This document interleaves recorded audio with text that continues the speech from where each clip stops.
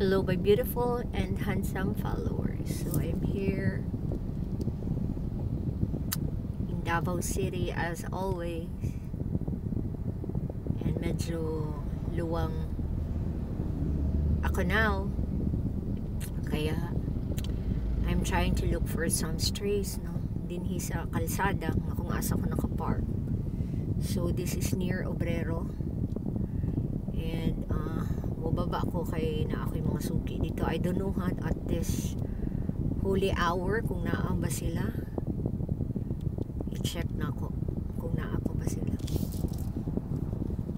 Kina ako'y dala shopal from Linti, nakalimot ko.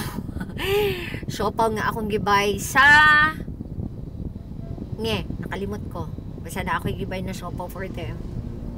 So, i-check na ko dito sa kanto kung naa sila ang akong mga suki. Ang akong mga suki.